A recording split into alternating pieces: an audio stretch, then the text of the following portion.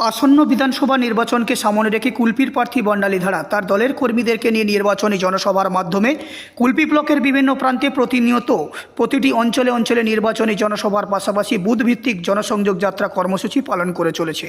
আজ দক্ষিণ চব্বিশ পরগনা জেলা কুলপি থানার অন্তর্গত কামারচক গ্রাম পঞ্চায়েত এলাকায় বিভিন্ন জায়গায় প্রার্থী নিজে পায়ে হেঁটে গ্রামে গ্রামে ঘুরে দিদির বাস্তবায়িত উন্নয়ন প্রকল্পগুলি আলাপচারিতার মাধ্যমে মানুষের দুয়ারে পৌঁছে গিয়ে জনসংযোগের মাধ্যমে ভোট প্রচার সারলেন।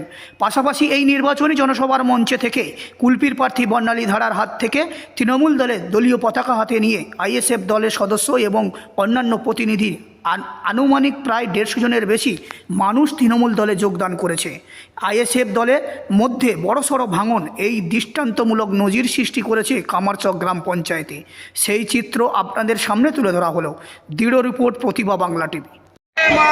তৃণমূল কংগ্রেস জিন্দাবাদ, মোদীজি জিন্দাবাদ, বর্ণালী ধারা জিন্দাবাদ, বন্দে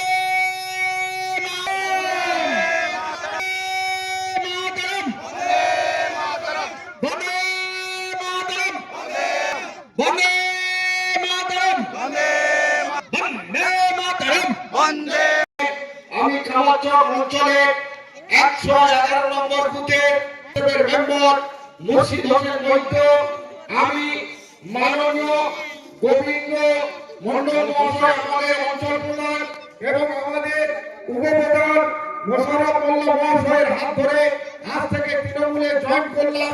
মাননীয় মুখ্যমন্ত্রী আমার দল ছিল, আমি বিরোধী মেম্বার, কারণ আমি মানুষের কাজের জন্য কিন্তু ইলেকশন কন্টেস্ট করতে হয়েছিলাম। ইলেকশন কন্টেস্ট করতে গিয়ে বিরোধী দলে দাঁড়াতে বাধ্য হয়েছি, কিন্তু জিতে উঠে আমি মানুষের সুবিধা কিছু করতে পারছি না। তাই আজকের থেকে আমি অনেক আগেই ঠিক করে নিয়েছিলাম যে আমি তৃণমূল কংগ্রেসে যোগ দিয়ে মানুষের এই দিদি মাননীয় মুখ্যমন্ত্রী অভিষেক বন্দ্যোপাধ্যায়ের উন্নয়নে এই যে সুবিধা মানুষের পাইয়ে দেওয়ার জন্য আমার মাননীয় উপপ্রধান সাহেব এবং মাননীয় প্রধান সাহেব যথাযথভাবে আমাকে সেই কথা জানিয়েছেন।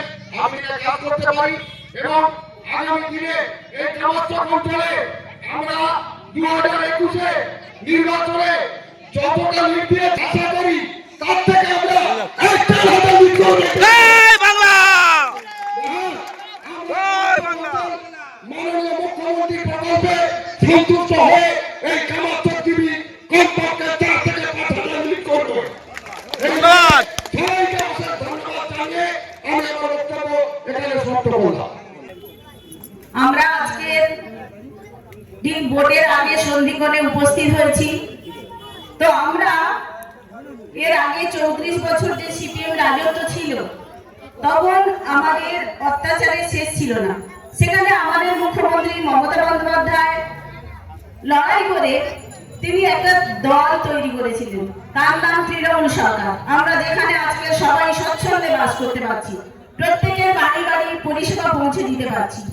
তো তিনি সেই সময় বলেছিলেন যে আমরা বদলা নয় বদল চাই, এবং তিনি তার বক্তব্য যেমন বলেছিলেন সেটা বাস্তবে রূপায়িত করেছেন। প্রত্যেক জায়গায় নিজে নিজে মহিলা হয়ে মহিলাদের সম্মানের জন্য লড়াই করেছেন। এবং আমাদের রাস্তাঘাট আগে যে পরিস্থিতি ছিল আমরা সবাই জানি যে আগে রাস্তাঘাট কাদায় পরিপূর্ণ ছিল, গাড়ি নিয়ে আসা এখানে অসম্ভব ছিল, কিন্তু আজকে সেই পরিস্থিতি নেই। সেটা রাস্তাঘাটের পরিবর্তন, ইলেকট্রিক যেটা বাড়ি বাড়ি ছিল না, মানুষের পড়াশোনা থেকে সব দিক থেকেই অসুবিধা হতো, সেখানে আজকে আর সেটা নেই। তিনি বদল সত্যিই এনেছে। তাছাড়া তার 94টা যে প্রকল্প আছে সেখানে মহিলাদের দিয়েছেন তিনি অনেক সম্মান। মহিলাদেরকে আজকে কোনো পয়সার জন্য স্বামীর কাছে হাত পাততে হয় না। তারা লক্ষ্মীর ভান্ডার প্রকল্পে পেয়েছে নিজেদের সম্মান, আত্মসম্মান ফিরে পেয়েছে।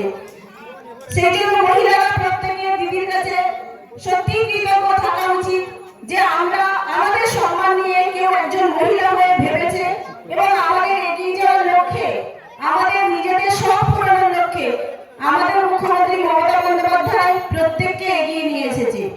তিনি একজন মহিলা। তো তার এই কন্যাশ্রী প্রকল্প বিদেশে সমর্থিত, তার এই লক্ষ্য, তিনি গরিব বড়লোক ছোট বড় কাউকে ভাবেননি। তিনি হিন্দু মুসলিম জাতি ধর্ম বর্ণ নির্বিশেষে সবাই দাঁড়ে দাঁড়িয়ে পরিষেবা পৌঁছে দিয়েছে।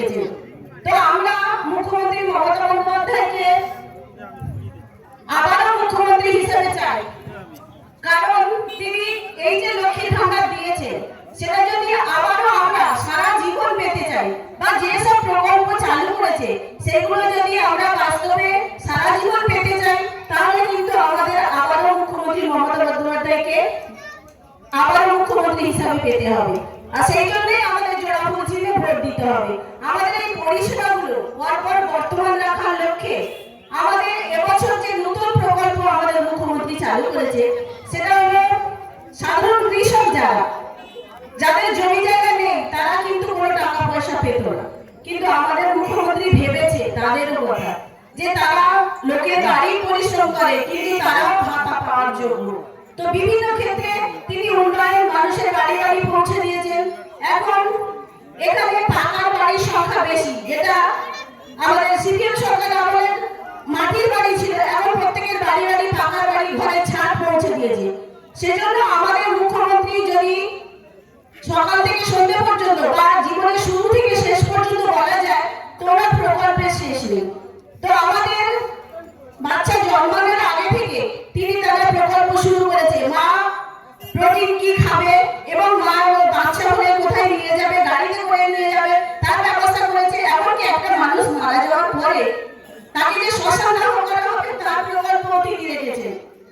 আমাদের মুখ্যমন্ত্রী মানব চিহ্নে ভোট দিতে হবে। দিদি যাতে চতুর্থ তার আবার মুখ্যমন্ত্রী হতে পারে এবং আমি আপনাদের বিধায়িকা হিসাবে আসতে পারি সেইটার ব্যবস্থা করতে হবে আপনাদের।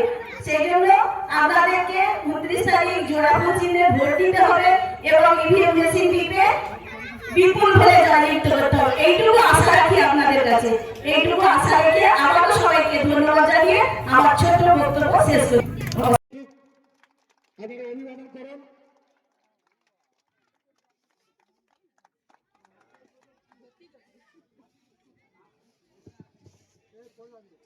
এবারে আপনাদের সামনে বক্তব্য